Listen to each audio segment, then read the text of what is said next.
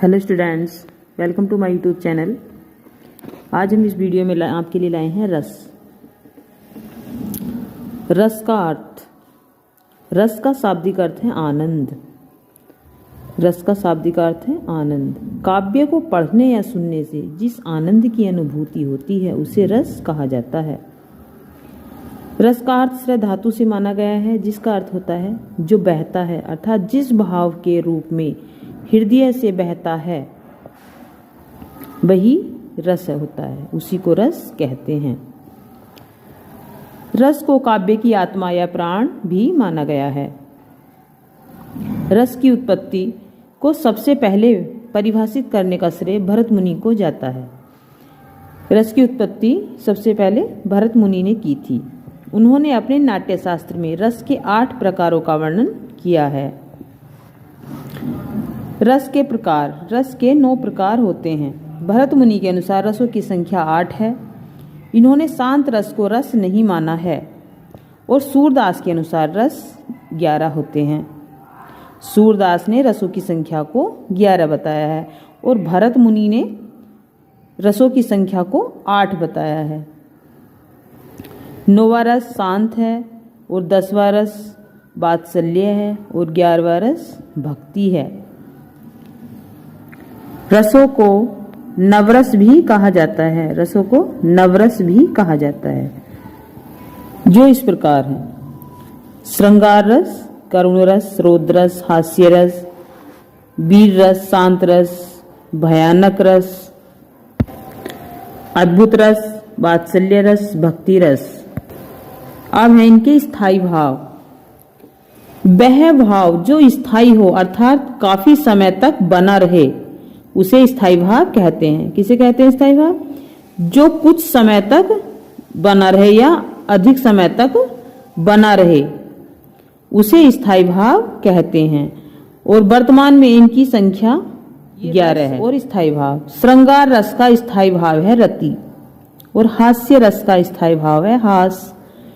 करुण रस का स्थायी भाव है शोक। रौद्र रस का स्थायी भाव है क्रोध। विभत्स रस का स्थायी भाव है जुगुप्सा। भयानक रस का स्थायी भाव है भय। अद्भुत रस का स्थायी भाव है विस्मय। वीर रस का स्थायी भाव है उत्साह। शांत रस का स्थायी भाव है निर्वेद। वात्सल्य रस का स्थायी भाव है वात्सल्य। भक्ति रस का स्थायी भाव है अनुराग। अब है विभाव। विभाव क्या होते हैं? जो व्यक्ति पदार्थ अन्य व्यक्ति को हृदय के भावों को जगाते हैं उन्हें विभाव कहते हैं। जो व्यक्ति के अंदर सुषुप्त अवस्था में रहते हैं, जो भाव उन्हें जगाते हैं, उन्हें विभाव कहते हैं। आलंबन विभाव, जिसका आलंबन या सहारा लेकर स्थायी भाव जागृत होते हैं। आलंबन विभाव किसे कहते हैं? जिस आलंबन का सहारा लेकर स्थायी भाव जागृत होते हैं, उन्हें आलंबन विभाव कहते हैं। यह आलंबन विभाव कहलाता है। जैसे फिल्म की हीरोइन। उद्दीपन विभाव, जिन वस्तुओं या परिस्थितियों को देखकर स्थायी भाव उद्दीप्त होने लगता है, उद्दीपन विभाव कहलाता है। जैसे प्रकृति, सुहावना वातावरण, चांदनी रात, कोकिल कुंजन, एकांत स्थल, उद्यान आदि को देख करके हमारे इसमें जो उद्दीपन विभाव पैदा होते हैं, वह उद्दीपन कहलाते हैं। अब है संचारी भाव। भाव ज्यादा देर तक न हो, अर्थात क्षणिक हो, उन्हें संचारी भाव कहते हैं। संचारी भाव की संख्या 33 मानी गई है। हर्ष, चिंता, गर्व, शंका, निर्वेद, मोक्ष, रोम आदि। दुख ही जीवन की कथा रही। दुख ही जीवन की कथा रही, क्या कहूं जो आज नहीं कही, यह करुण रस है। इस दो, जहां ये दोहा मिले या इस तरह का दोहा मिले तो वहां करुण रस होता है। वीरों का कैसा हो बसंत, जहां वीर शब्द आए तो वहां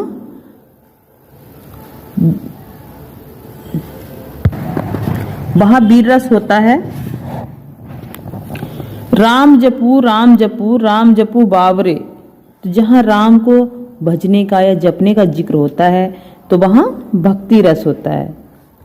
इन दांतों पर मोती वारूं, इन दांतों पर मोती वारूं, अर्थात यहाँ पर किसी के दांतों की नजर उतारी जा रही है या किसी के दांतों की प्रशंसा की जा रही है।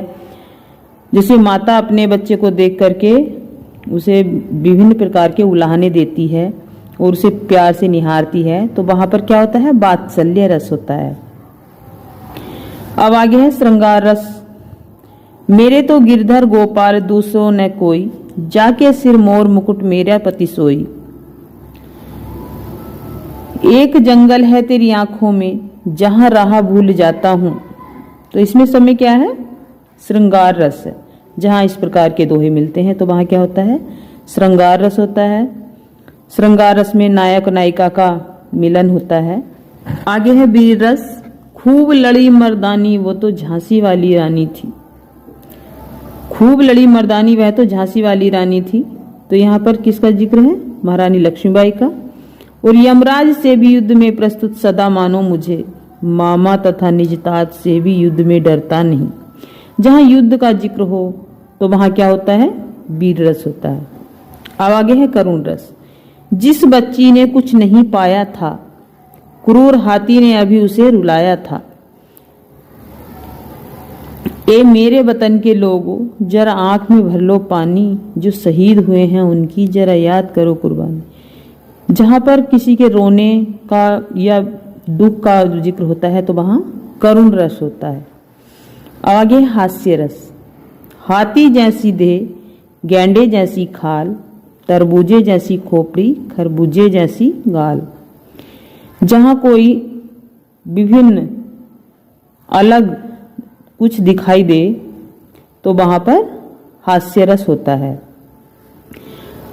जैसे कोई कुछ अनोखा अटपटा सा दिखाई देता है, जैसे हाथी जैसी देह यानी बहुत मोटा शरीर, गैंडे जैसी खाल, तो इस तरह का कुछ दिखाई देता है तो वहां हंसी आ जाती है। तो इसका मतलब क्या है, वहां पर हास्य रस होता है। आगे है रोद रस। खून उसका उबल रहा था, मनुष्य से दैत्य में बदल रहा था। जहां पर किसी को गुस्सा आता है तो वहां क्या होता है, वहां रोद रस होता है। अब आगे है भयानक रस। सुनसान सड़क पर सन्नाटा था चारों ओर, लग रहा था डर, दूर भी थी भोर। सुनसान सड़क पर कहीं कहीं ऐसा दृश्य आता है कि वहां पर हमें डर लगने लगता है। सुनसान सड़क सी होती है तो वहां पर कोई दिखाई नहीं देता है तो हमें क्या होता है, भयानक रस यानी भय, भय हमारे मन में बैठ जाता है तो वहां पर क्या होता है, भयानक रस। आगे है विभत्स रस। गिद्ध और चील मंडरा रहे थे और चूहे को तड़पा रहे थे। जहां कहीं ऐसा दृश्य देखा जाता है तो वहां पर क्या होता है, विभत्स रस। आगे है अद्भुत रस। मछली चलकर जमीन पर आई, अचंबा देखिए साहिल भाई। जहां पर कुछ अलग अनोखा दिखाई देता है, मतलब कि अद्भुत अचंबे वाली चीज होती है। जैसे मछली चलकर जमीन पर आई, मछली जमीन पर चल सकती है, नहीं। तो इसलिए यहाँ पर एक अजीब बात बताई है, अचंबे वाली बात बताई गई है, तो यहाँ पर अद्भुत रस। आगे है आगे नदियां पड़ी अपार, घोड़ा उतरे कैसे पार। राणा ने सोचा इस पार, तब तक चेतक था उस पार। ऐसा हो सकता है जब हम अपने दिमाग में कोई बात सोचते हैं और उससे पहले वो काम हो जाए, ये ऐसा नहीं होता यह, इसलिए यहाँ पर अद्भुत रस। आगे है शांत रस। ए मालिक में तेरे बंदे हम, ऐसे हो हमारे कर्म, नेकी पर चले और बदी से टले। या जब मैं था तब हरि नहीं, अब हरि है मैं नहीं, सब अंधियारा मिट गया जब दीपक देखा माही। तो यहाँ पर क्या है, यहाँ पर शांत रस है। शांति से ईश्वर का स्मरण किया गया है और चारों तरफ शांति ही दिखाई दे रही है, इसलिए यहाँ पर शांत रस है।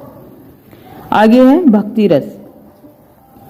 रघुपति राघव राजा राम, पतित पावन सीताराम।